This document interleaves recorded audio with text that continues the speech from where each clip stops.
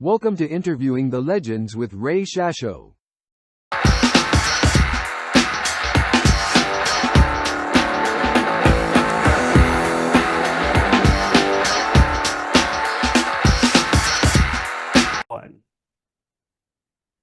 Hello, everyone. Welcome to another edition of Interviewing the Legends. I'm your host, Ray Shasho.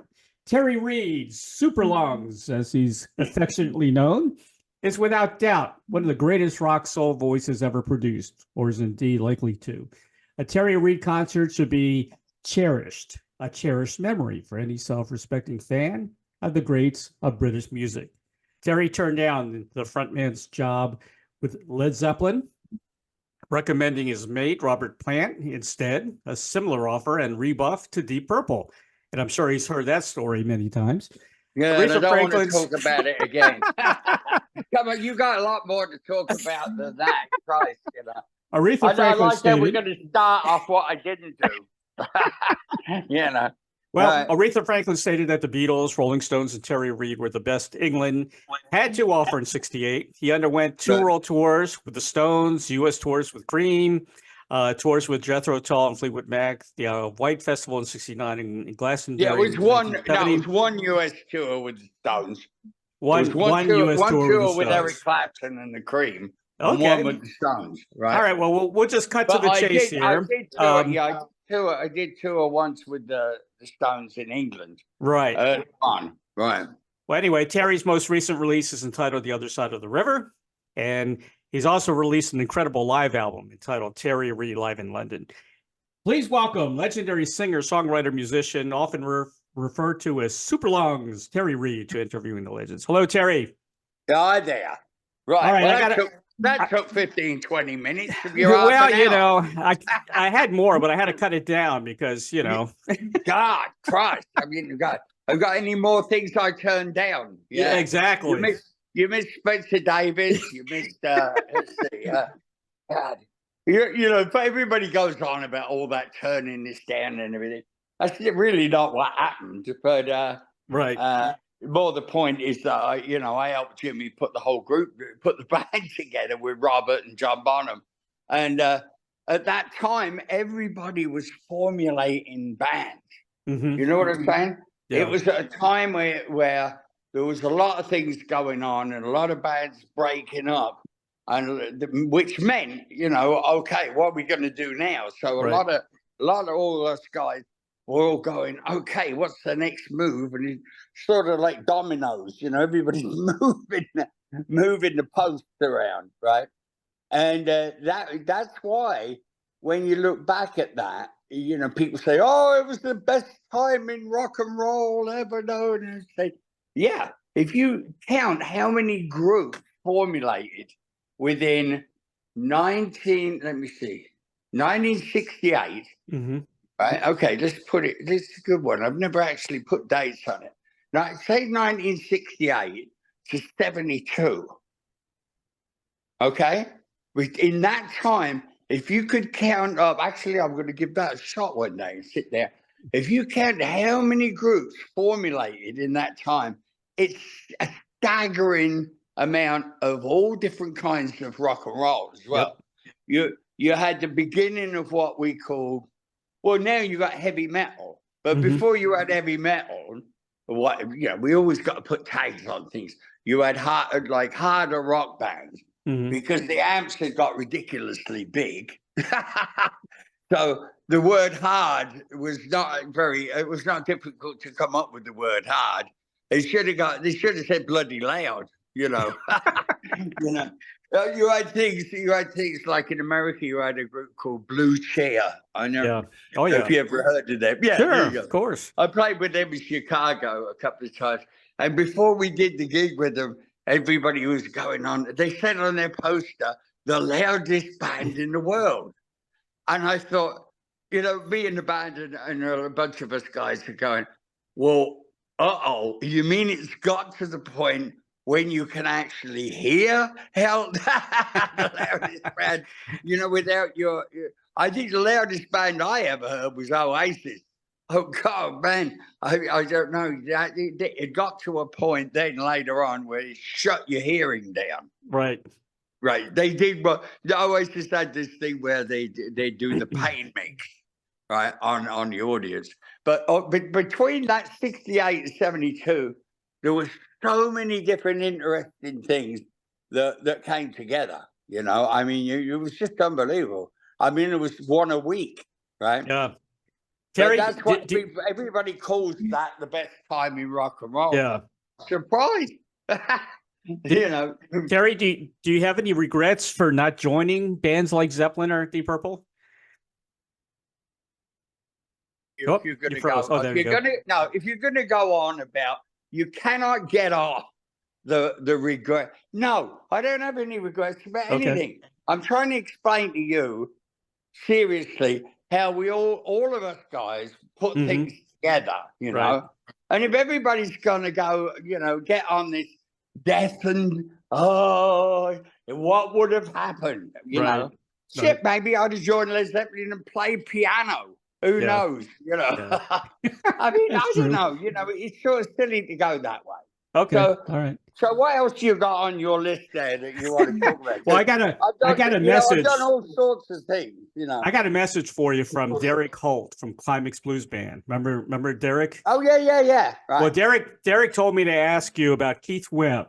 Do you know Keith Webb? Oh yeah, God bless you. Yeah. He's a good friend of Derek's, and he wanted me to mention that. Oh yeah, that's great. You bring it up. Keith Webb, for everybody who wouldn't know, was the drummer when we came up with. I put a band together first of all with just myself and an organ player, an organist, Pete Solly, and Keith Webb on drums. So a 3-piece. That's when we first came over to the States and toured with Cream and Eric Clapton. Right, so that was our formula band. Everybody was putting together, like I said, all these different bands. Well, we put together a 3-piece as well. Right. And so Keith was the drummer of the band. And he was what I call the quintessential drummer. Right? I mean, everything about a drummer, Keith was. You know, he was fantastic. He was a character. He was from Stoke-on-Trent in England, and he grew up knowing Ginger Baker really well and come up through the ranks of all that. So he was a real character on the road and things like that. You know, this if people want to really see his character a lot, there's while we're on the road, people with cameras would run around and film you doing extraordinarily different things. That's a good way of putting it. You know, and the one thing they caught us one night was with a thing called groupies, which was all, you know, groupie girls that were around on the road and that and everything else. They run in with cameras, filming all us lot just carrying on. And Keith's response to this, if you look online and if you want a really good laugh, Keith's response to all of this going on is just fantastic. I mean, he was the spokesman for the group, as you might say. while this insanity is going on in the background, Keith is how would you say, doing a narration of the situation. Right? Very funny guy. I loved him dearly. You know, he's great. Yeah. I want to mention The Other Side of the River. I love the record. It was incredible. Oh, did you? Great. I did like it. I liked it a lot. You had actually had 6 tracks that were never released before. And some of my favorite songs. You know what I liked? I really enjoyed Listen With Eyes. It reminded me a little bit of Sergio Mendes. You know, it had that flair, right? Well, you see, you know what the story was with that is it was all of the outtakes. But as you well know, when you're making an album, you just go until they shut. Well, I'd like to just stay in the studio until they shut you down. Right. Right. I mean, most people, you go in and you go in with the songs that you think you're going to do, and you go in and there's that one song you're going to go in and you go, this is the hit. This is incredible. This is the best thing I've ever done. You go in and you record it and it sounds like, oh dear, That was a mistake. And it sounds awful. Like that, it can get as bad as that. Sometimes, because things that you hear in your head live that you play don't necessarily go to tape the same way. And they don't lend themselves to being something on a record. Anyway, that's just an old adage that a lot of people out there in groups will go, yeah, I know what you mean. It's one of them deals. So when we were doing River, it was such a long process. I started off doing the album in England, with myself, Alan White, David Lindley, and my good friend Lee Miles, who I love dearly too. We talk all the time. So it was a really across the board band, everything from R&B through to country music, right? So I come up with all these different ideas. At the same time, I was hanging out with Gilberto Gil from Brazil, and he was sort of living at the house a lot, right, up in the country.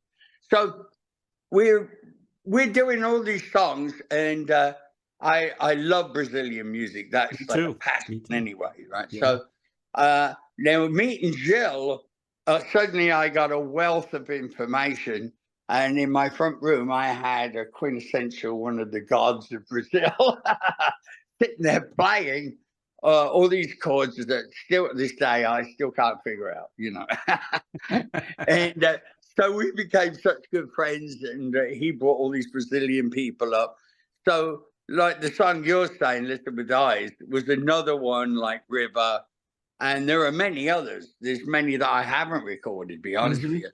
Must be another 10, 12 other Brazilian things that I love. And so that came out of that. But we started off with Eddie Offord producing the album in England. Halfway through the album, the band had been together for a while, but funny things can happen. You think, okay, we're going to do this. This is going to happen. You plan things, right? I signed with Atlantic Records.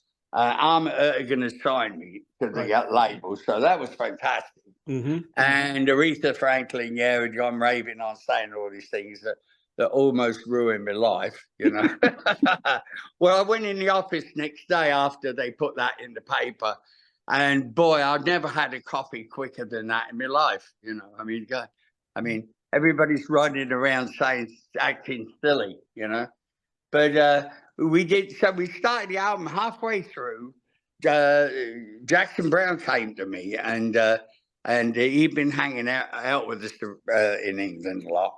And he knew Lindley, and he said, "Look, we just got a record went to #1." Oh, well, that's really nice. I feel glad for it. He said, "Yeah, well, I'd love to take David with us on the road to do the tour."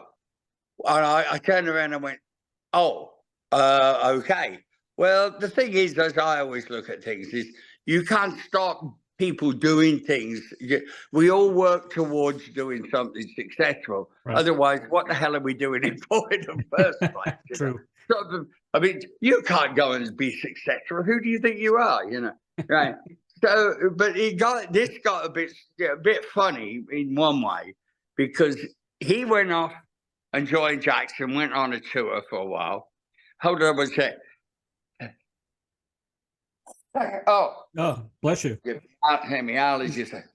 we go. So anyway, he went off doing that. At the same time, Alan White turned around and joined Yes. Yep. And Eddie Offord was their producer anyway. Yeah, we all know each other so well. It's sort of, we go moving the golf posts again.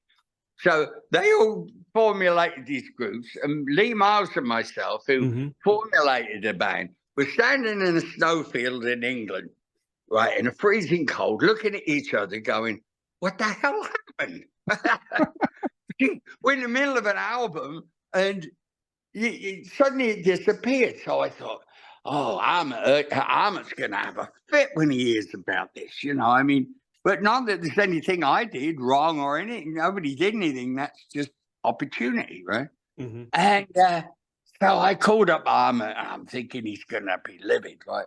And I said, well, look, we've lost the band and the producer. the whole thing's gone up in smoke, right? And I wasn't laughing then. You know, it's one of those things you laugh afterwards, right? Sure. So I said, I don't know what. Look, I'm so sorry, but I don't know what the hell to do. So this is Armit Ertegun, who you'll never see the likes of again in this business. I mean, True. him and Mo Austin, a bunch of them, they were like musicians at heart, and I don't know, they were just so far ahead of what was going on. Right. And he turned to me and he said, Terry, you're always worrying. You're always worrying. Don't worry about it, man. He said, yeah, I heard it came down. He said, that's terrible, but hey, we're halfway through the album. He said, hey, take a bit of a break. He said, you like the States, don't you? I said, well, yeah. He said, well, forget it. You need a holiday. I went, in the middle of the album? What are you talking about, right? I thought he's pulling my leg. And he said, I'll tell you what we're going to do. I'll send you a ticket and a bunch of money, right? I like that bit. I'll send you a bunch of money. He said, get on a plane this week, right? He said, it's freezing in England. He said, God, who wants to be in that? He said, that's enough to depress anybody. Get on a plane. Right. When you get here, I'll give you some money. He said, come over here. I got a great idea for a producer for you. He said, I talked to Aretha and she agrees too. And I thought, uh-oh, now she talked to Aretha. What the hell is she? She got Aretha, but what the hell? He said, how about Tom Dowd as the producer? I went, you've got to be joking. Really? I said, oh, the king of R&B. Now, to me, that's like an ultimate dream come true. I mean, Sure. all of the songs that you grew up playing in bands and you tried to fashion and figure out how the hell they made these records because they were just everything we like, right? So this is one of the quintessential best producers that made all the records. And he's asking me if I want to do an album with him. And I said, well, hadn't you better talk to him? What does he think about it, you know? He said, oh, no, I already talked to him. He said, oh, he's totally on board. He's totally on board, and he's got plans of what to do it. We'll do it in California. I'll get you a house. And wait a second here. I'm sitting in the snow in England. So I said to Lee Miles, I said, hey, Lee, how about going back to LA? He said, Lee looked at me and went, yeah, it's getting a bit cold here. Right? So the pair of us, that was it. We picked up, came to the States, and I never went back. So we started off and finished the rest of the album. Yeah. That's what we really got into doing, like River, for instance. I cut at Wally Hyder's studio in LA. I'd written it in England with hanging out with Gilberto, and Gil loved it, right? The one thing I wish I could have done was had Gil on guitar as well, because we used to, we could play it. But what we did, I'm talking to Tom Dowd, and he said, I got just the guy to play this. He said, I hear it dead simple. Break it down. You, Lee Miles, and Willie Bobo. Yep. I went, Willie Bobo, I know that name. And then I said, I almost went and looked through my records. And when it clicked to me, right, and they started talking, right, Willie Bobo played with Cal Basie. Yeah. Amazing. I'm going, wait a second, dear. Now, this is getting a little crazy here, you know. And then we have Fred Wesley on trombone for James Brown. Of course, he knew everybody, Tom Dowd. Sure. And he'd sit there. We're listening to the radio one night, and what was it? Midnight Hour came on. We were to pick it on the radio. We were somewhere. And I said, man, my favorite record. And he said, oh, thank you. And I went, what do you mean, thank you? Well, look, put it this way. I know he's not singing it, right? But he said, no, we produced that. We did that at Wally Hyder's. He said, with that crazy Wilson Pickett. And then he goes on about Wilson Pickett. And I said, look, just the time in the studio, spending with Tom Dowd, sitting, listening to him, and his life story told. I had all the background story of all those records that I love so much. Is that a trip, eh? You would never think that You No. know, it would turn around that you would get the whole backstory of everything Yeah. that you love. Terry, So- I got to mention, all the critics have always, put River on a pedestal, and that's all they talk about. But me, my favorite album, and I think your best album to me, is Rogue Waves. I really believe that. Oh, wow. Yeah, I mean, it's very soulful. You do an incredible job with these covers. Yeah, I know. Well, they didn't want me to do it. Capitol didn't. That's one of those. That's a fantastic album, man. Yeah, Capitol didn't want me to do that at all. They wanted. I don't know why. You did a great job with those covers. Well, I mean, Keith Richards and them had just they just finished doing Voodoo Lounge. Right. And Yeah. And I miss you. Yeah. Which is always crazy doing albums. So and. I heard Keith sent a message that he said, "Well, I know you should get as a producer is Chris Kimsey." He said he's out of work now. We just finished the album, which I thought was quite funny the way Keith puts it. Because working with them, you obviously don't plan the rest of your life. Right. That's true. You don't have a life until they're finished. It's like there's times when they're recording, people don't really understand that they'll book 3-4 months of studio anywhere in the world, Paris, Rome, everywhere, and they'll book the studio, but he won't turn up for a month. But you got to stay there, and you're not allowed to leave. That's crazy. Chris would have these stories. He'd spend a lot of time, like 2 or 3 weeks, and just right when he figures, they're not going to record, I can leave and go out in the daylight, and go and do something. Just when he's a roll in.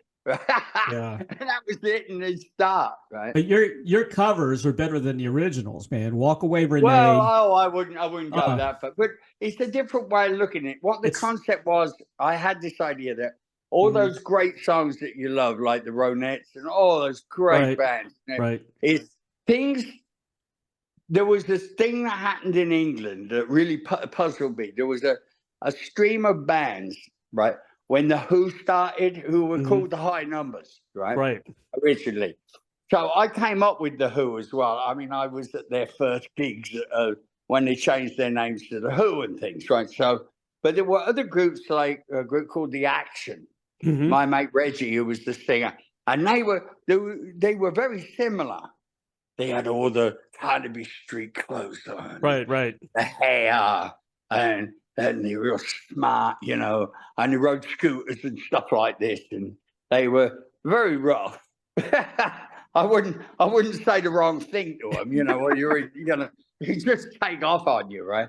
But there was this thing of groups like that would play Tamla Motown stuff like Heat Wave, Dancing in the Street, all those songs, right? And they all did the same songs, and but they all had martial amps and Rickenbacker 12 strings, and they all played really loud, playing these songs, right? And I thought, that's interesting. But then when the Who hit, they got the medal, put it that way. Right. All the other groups that were doing that, which was 2 or 3 other groups that were really good, really good at it, right? They all sort of went, oh, well, they've got the flag. Leave them with the flag. We'll go off and do something different, which is a very English band thing. English bands, when they see that if you're on the same track and somebody else gets it and gets the record and the hit record, they turn around and go in a total different direction. Right. Because there's no point in pursuing that, right? Yeah, exactly. Then the Who, once they got it going, that was the last thing they did was a Tamla Motown song, right? I mean, I had many conversations with John Entwistle about this and Roger Daltrey and things, and how we all started at that time, But it was interesting when we got to Rogue Wave. That's a long while after, and I went, you know what? There's a lot of them songs. Nobody ever did that on record, really. The Who did They recorded Heatwave and they did that, but they immediately went off in a different direction. The action broke up, so that whole thing of doing those kind of songs had disappeared. Right. And I thought, you know, there's a load of those songs and things I've written would be great to do like that. So I put the band together. Not only that, it would be great to do them all in tunings. Sure. In different tunings, like B tuning, C tuning, A tuning, which is like about 4 octaves in it, right? And each in, you know, different guitars. And the guitar player was in A tuning when I'm in C, or when I'm in B, he's in D tuning. You know, the studio, you never saw so many guitar strings in your life because they're all different. Well, they're all different gauges for different instruments, right? And the only guy who could put this together, is anybody in a band out there that will find this interesting, is that the only guy that could put this together and string the instruments, because it's a lot of work. You know, we got something like 8 guitars that are all differently strung, right? At different gauges. It was a guy called Barry Idem, who, I don't know if Barry's around or what. God, I'd love to see him. He was one of the main roadies, guitar roadies with Hamish Stewart, with the Average White Band, right? And not that they did that specifically with tunings and that. I mean, Hamish, he's hip to all of it, right? But Barry knew all about these tunings. He was fantastic. And every time, you imagine, I'd walk in to the studio every day, and he'd have them all new strings on, and they were all pulled in, ready to go. Because it's very hard when you got those slack tunings, like down to B and C and things. Right. They're flapping around like a washing line, you know. It's like, you have to stretch them all in, or you'll never stay in tune, right? You know. So that's how we did that album, and it was all basically, the whole album was basically live, right? Other than some of the overdubs, like I got Denise Williams in from Wonderlove, who was Stevie Wonder, doing a lot of the girl background harmonies. That was something else. I mean, that day, really? I'll never forget that. You know? Is that Denise Williams who did a duet with Johnny Mathis? That Denise Williams? Yeah. She's great. Oh, she was famous in her own right, but she started and came up with. They were called Wonderlove, right? With Stevie, all of those great, Talking Book and Innovisions and all those unbelievable. I'm talking like, I was going to say, do you remember the? Oh, yeah. I mean, these are like iconic albums, you know. All of those things. Denise put a lot of the background stuff together with her niece. I think it was her niece or a cousin. These girls are just. They just dream. They dream that stuff, you know. They walk in and they listen to the track on the spot, right, and figure out a 3-4 part harmony quicker than you can blink your eyes. I mean, it's just they really are the best in the business. That's just the way it is, you know. I'm just standing there watching it, going, I really can't believe this, but it's happening. You know, my favorite R&B singer, woman singer, was always Sarita Wright. You know. Oh yeah, you see Stevie Wonder's ex-wife. You know. Yeah, you see, that's that whole gang. Anybody that work, and so people don't really realize there are so many people work with Stevie. Yep. Stevie would he'd gather up people. It was sort of like he was like trying to. Form his own union or something. Right. I don't know. There are so many people. He'd hear something he likes. You got to make music with him. He said a couple of times where he writes songs with people in mind all the time. Yeah, right. Yeah, he's amazing. People we wouldn't necessarily know, but it would be. He brought a lot of people to the fore, like you say. I want to mention again about Rogue Waves, man. Some of my Believe in the Magic, Bo Wang. Yeah. Oh my God! Well, they're all my songs. Just you believe in the man. Songs. Great songs. And stop and think it over and things like that. Yeah, right. You know, you got such a fantastic kind of R&B voice when you do the R&B stuff. You know. Yeah, You really do. Sometimes you remind me a little bit. If there was a combination of two singers that reminded me of you a little bit, it's Steve Marriott and Mike Harrison from Spooky Tooth. Yeah. Well, I'm not surprised. Right? I am not surprised. It's with Steve Marriott. It's a wonder I don't speak like that. Jesus. I mean, me and Steve were like became inseparable at one point. Really? Like, I love Steve. Yeah, I mean, it was sort of, it got a little dangerous there for a bit. I mean, I can see that. We go and we travel around London at night on a mission, right? Because Steve was like a big star, you know. I mean, he's got 5, and he walked there. You'd love this one. So just talk clothes here, right? You know, forget the music, you know. That's all. Forget that. We all play music, right? So walk down Carnaby Street with Steve Marriott, right? At the height of all that whole thing going on. And some of the stores down there, actually, the quality of the clothes, some of them were absolute rubbish, but some of them were actually, there was one called, I think it was called Lord John's. Lord John's, I think. I know how I remember this stuff, but anyway, I remember it because of one shirt I had that was unbelievable, right? And so you walk down the street with Steve Marriott down there, and it's like he's holding court. He walk into the stores like, hey, what's happening? You know, what's going on? He'd look at that and go, oh, that's terrible. And he go, what's this? Oh, yeah. And they go, yeah, we got it in your size. And he never paid for anything. Really? No, it was like he was the god of Carnaby Street, you know. For him to just wear something down there was a big symbol for them. Right. Oh, Steve Marriott is wearing our clothes thing, right? Yeah. So to go shopping with Steve was a real adventure. He said, we're going shopping. I went, yes.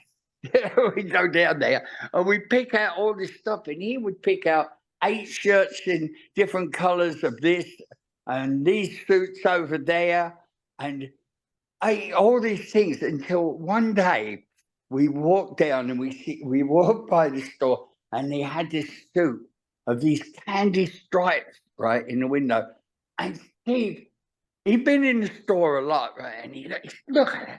I said, yeah. He goes, that's disgusting. God, that's awful. How could they put that in the window? It's terrible. So he goes in the store and he makes them take it out of the window. He said, I'm never coming in the store again if you have something like that in the store. He got all upset. Now, it gets funnier than that. So we go to see this group everybody's talking about at a place called the 100 Club in London. It was real popular, still around, actually. And it's this group that it was becoming the group you love to hate, right? There was groups like that, you know, we'd heard about them, and they got this song out called Wild Thing, right? Drugs. And they're called the Trucks, right? So, and they're from Wales or something. Nobody knows them. They're not like the groups I was talking about that formulated between 68 and 72. Anyway, they're not part of the gang in London, right? And all the guys that knew each other. They don't know who they are. So me and Steve went down to see them play, just to see what's going on, you know. Not to make friends or anything, right? So we go in, they come on stage, guess what they're wearing? Really? They're wearing those bloody suits that Steve told to take out the window. Wow. That's funny. He had an absolute fit. I said, well, look, be quiet, Steve. Listen to them. Maybe they've got something to say. Maybe they're not dressed like that. They're not. That's funny. How could you go out in public dressed like that? I said, well, they didn't. They're on stage. You know, maybe they don't wear that. Yeah, he had an absolute fit. We ended up laughing so hard about it. And yet, when we went down Carnaby Street again, he went in the store and said, is that you went and sold those suits? He said, well, I'm never coming in here again. Oh, God. That's hilarious. Yeah. But Steve, the thing with Steve, Ray, a lot of people don't know, is there was a famous Broadway show that we all know called Oliver. Yeah, right? sure. Yeah, right. With it and all that. Well, before Steve formed the Small Faces, when he was a bit younger, he was the Artful Dodger. That's right. Oliver. Oh, you know it. Yeah, I know it. Yeah. yeah. He was on in the West End of London in Oliver for a few years. That's how he started. I said, oh, well, there's one job you probably didn't have to audition for. I said, you probably walked in, you opened your mouth, and that was it. You got the job. He said, well, funny you should say that. I did. Because he's the Small Faces were very underrated. Very underrated band, you know? Yeah. Well, not to me, because I was on tour with them, right? You know, which was fantastic, you know, and which you can imagine, it was the Beach Boys, the Small Faces, and I was on the tour and a couple of other acts, right? And we were waiting for the Small Faces to turn up. I'd never met them before. This is early on. And we're standing dark backstage, and they go, here they come, and here they come, and they come running through. And he didn't realise they're all that short. Yeah. That's why they call the Small Faces, because they're all tiny, right?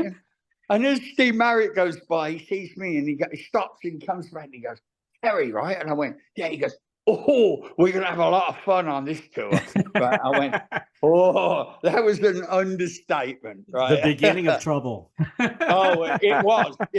And the only guy we recruited was Dennis Wilson from the Beach Boys. Really? Right? Yeah. Yeah, because he was the only one. He was crazy enough to go on these missions with us, right? You know.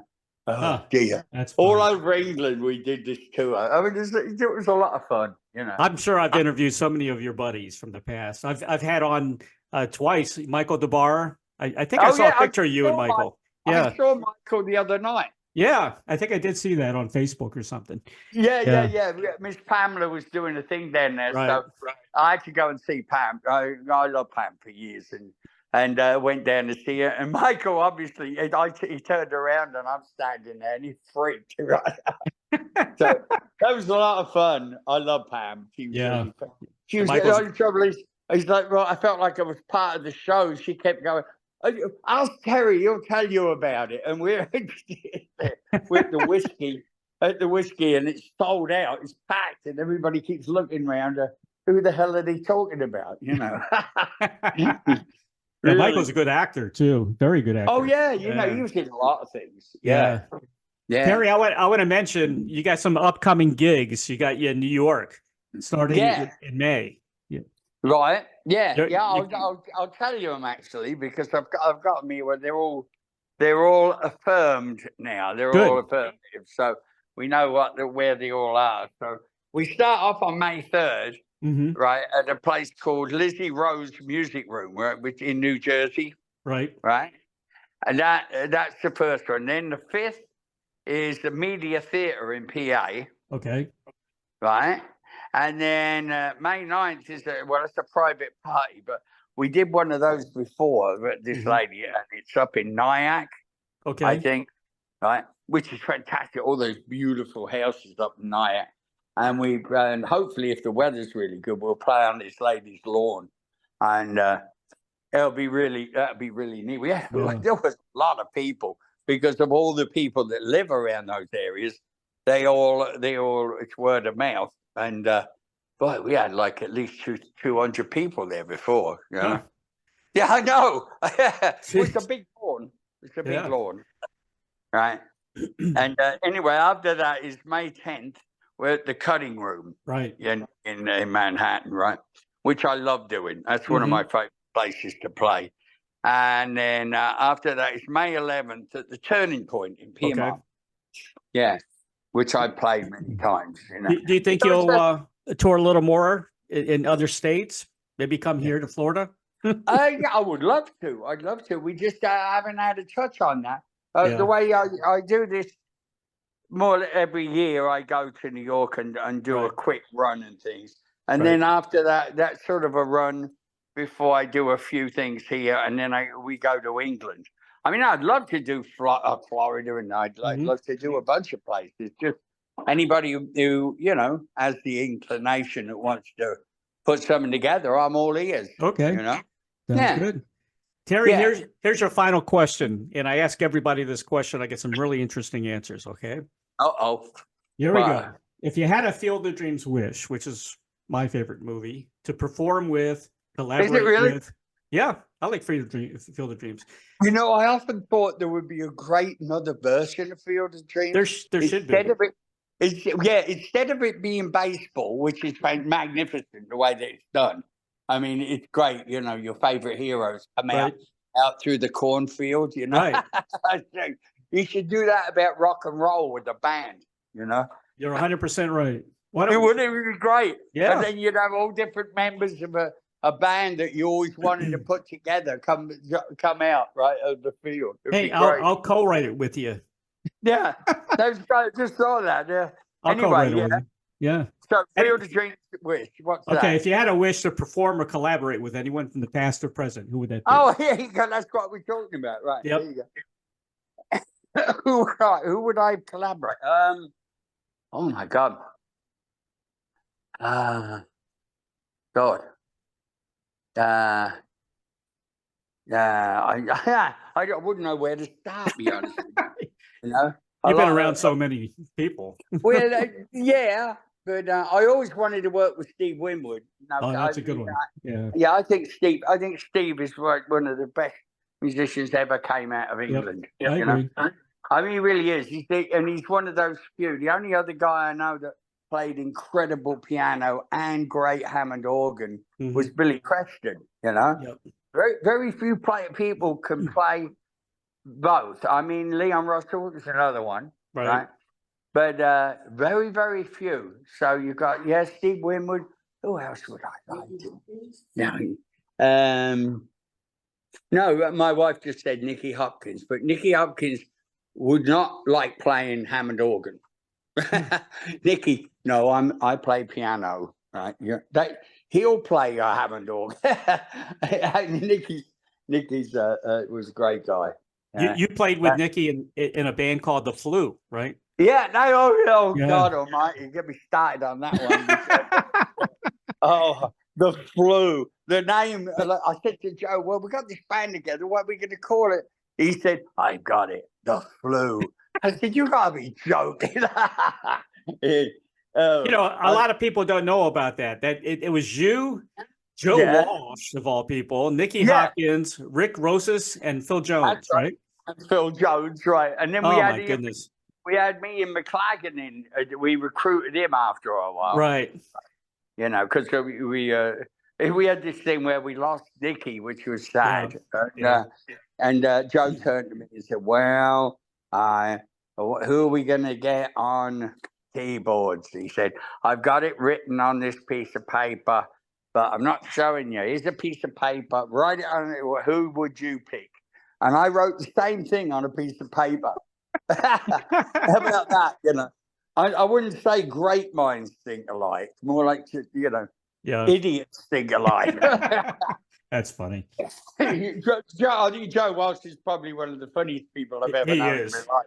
Oh, he is. He's just hysterical, right? Yeah, he's crazy. So, well, Joe Walsh was one of them people I always wanted to play with, and I got to play with him. So that was great guitar player, incredible guitar player. Oh God, he's amazing. You know, he did as an example how good he is.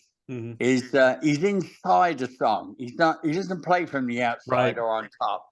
I had a song I'd written, and he comes around, and I said, "Would you like to play?" And he goes, "I like this song." And I played it once, right? And he goes, "Play it again." So I played it again. He still hasn't picked a guitar up, and I thought he's thinking about it, right? And he said, "Right, just play the bridge for me." Yeah. Well, do you want to hear it again? No, just the bridge. So I played him the bridge, and he goes, "Okay, let's do it." I went, well, you haven't. He said, he picks the guitar up and he goes, and we go 1, 2, 3, 4, whatever. Played the whole thing perfectly.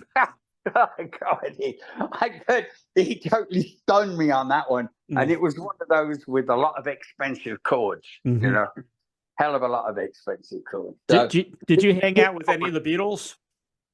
No, no, No? no, no. I never got to play with them. That would have been a real trip. Yeah, You know? yeah, Yeah. I always, you're talking about, okay, well, I'd always love to work with Keith Richards, right? yeah, yeah. Yeah, That's got to because be he's fun. so easy. I played with him a bunch of times, but Hmm. I would love to be in the studio with him because I don't know if we get a lot done, but we we'd probably end up going over stories more than playing Yeah, because he loves to get into it. But yeah, yeah, I admire him so much for so many things. You know, I yeah. mean, he's become, he's become a leader to all of us. Really, you Yeah. know. And you played with Mick Taylor. I think he toured with Mick Taylor, didn't you? Yeah, I did. Yeah. Me and Mick have been all over. We've been to Hong Kong. We've been all over the place. Yeah. You know? He's like one of the, Mick is one of the quintessential finest. He's that part of that group of the guitar players, Right. you know, with Jim Page and and Jimi Hendrix and Jeff Beck, and there's that group, Eric Clapton, Mick Taylor. That's that one time. I don't know what happened. All these English guitar players that just came out of nowhere. Yep. I got to hang out with John Mayall and Yeah. Alvin Lee. I hung out with Alvin Lee. Yeah. Yeah. He was a good guy too. Yeah, I know. That's how I first met all those guys, with Eric and everybody, through John Mayall. Right. Yeah, we always call John Mayall the Ike Turner of England. Which sort of he just recently stopped touring. I don't know if he's going to make any more music, but what is he? How old is he? John, close to 90, maybe. What I've got to say, yeah. I think it's time to sort of go on holiday. No, he loves you. He said he's quit, but that's like a lot of them. Who knows? Who knows? No, he's like, you can't leave it alone. That's what He'll drive him. He'll drive. I'll tell you what. Everybody at home, he'll drive him nuts. God, if he's not doing something. Exactly. Yeah, he's a fantastic guy, John. I'll tell you, man. He's just really nicest guy I ever met. Really. He is. Yeah. So what's next for Terry Reid? Are you gonna new music? Are you working on anything? Yeah, well, I've got a bunch of things planned here. Okay. I'm starting to write a book. I keep chipping at it and things. Oh, good.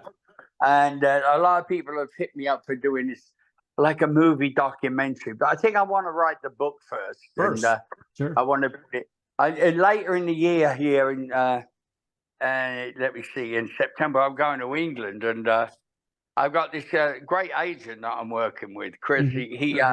He's put together a whole bunch of really good gigs. So if you look online, you'll see it starts, let me see, in September.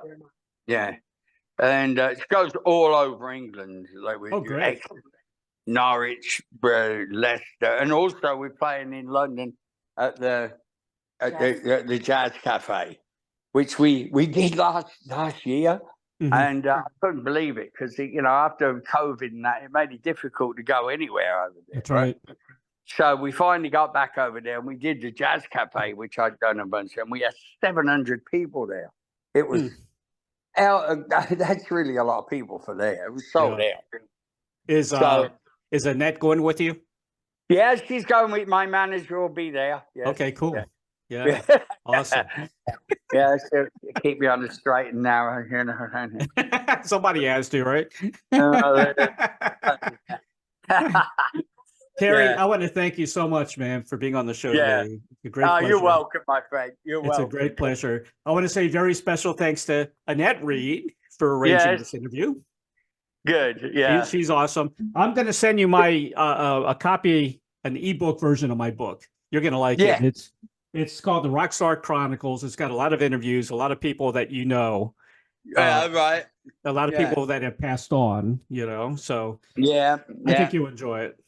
I'll send it to you. Good deal. Yeah. Oh, I'm sure there's always a laugh in there somewhere. Sure. Oh, definitely. There are a lot of good stories. And you can purchase The Other Side of the River by Terry Reid. It's on Amazon. Also, Terry Reid Live in London, which has got to be incredible. Also available. Yeah, that's at Ronnie Scott's. Yeah. Oh, awesome. Yeah, Ronnie Scott's. That's great. Yeah, that was totally live off the board at Ronnie Scott's. It was I asked him to print it for me, and he gave me the thing. And he said, well, I've done a rough mix on it. I went, oh, God, hang on a minute. So he sent me all the files, the spines and everything, right? Mm-hmm. And he sent me a copy of just the rough mix he did. And I said, oh, well, that made things simple. So I just used his rough mix. I mean, there was nothing that we could do to it. It was just what it was, you know? Yeah. Yeah, it was interesting. Awesome. So, well, Annette, tell Annette I'll send you all the links to this interview once I publish it. It'll probably be in a day or so. And I'll send it to Annette. Okay. All right, my man. Lovely. Thank you so much for the both of you. Like you say, if you hear anybody down there that wants to do anything, or I will. Yeah, any gigs and any concerts or places. I know a lot of the promoters. I bet you do. I bet you do. All right, I'll see what I can do. Well, then we can get together. Okay, definitely. Buddy. I'll get you in trouble. I'll get you in trouble. Well, whatever. All right, Terry. Thank you so much, man.